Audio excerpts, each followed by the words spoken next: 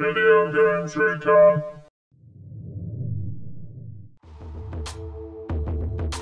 Hello and welcome. My name is Nate from Video Games Recon, and in this series of videos I will be discussing all of the weapons from Call of Duty Ghosts, giving my opinion on the weapon in question and its characteristics.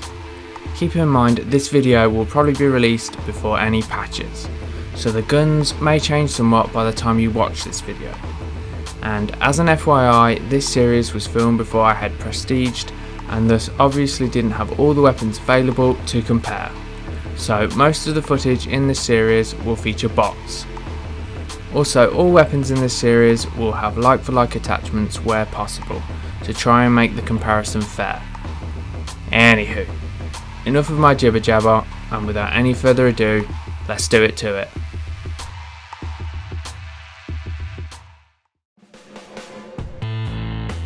This weapon comes with an integrated foregrip attachment, giving great recoil reduction, and is probably one of the most balanced and accessible marksman rifles available, as it feels very much like a makeshift marksman rifle that you might have made in Modern Warfare 3 or in Black Ops 2, with a high rate of fire, good accuracy and range, but with fairly low damage stats for its class.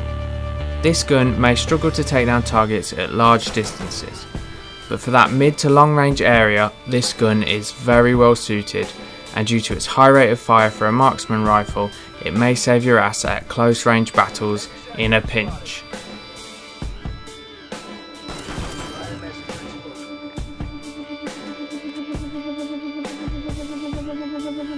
The MK14 makes a return to Call of Duty in the form of the MK14 EBR. And although this gun is very different in terms of capabilities, it still feels like putting on an old pair of slippers, as it just has that unmistakable vibe of a variation on an M14, even though I can't quite put my finger on why.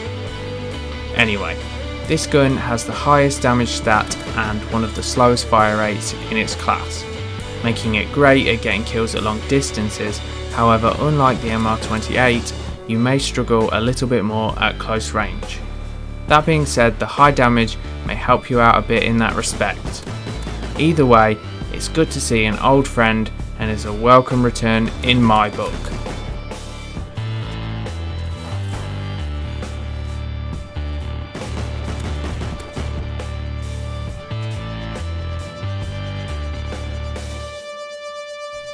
This is a very well-rounded gun that attempts to hold down the middle ground in this category, and in most respects it does just that, with good damage, accuracy, range and a decent fire rate. The IA2 should be a great rifle. However, this weapon is let down by its high recoil characteristics, which really makes it hard to take down targets at any significant range, as in most if not all cases you're going to need multiple hits. So equipping a foregrip attachment is a must if you want to get the most out of this weapon.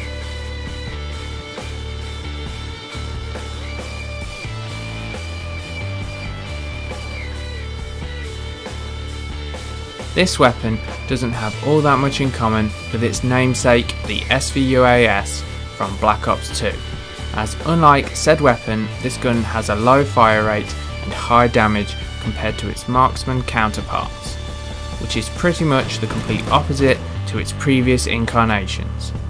That being said, it's a very useful gun at long range and has manageable recoil, but like most weapons in this category, you might find yourself struggling at close range.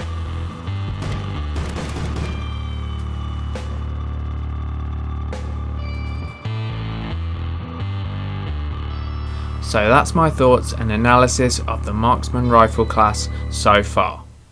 This category is probably the most fun to customise due to both how new it is and that you may need some time to get your head around how it fits into the game in terms of performance at different ranges and what distances you can have successful battles at.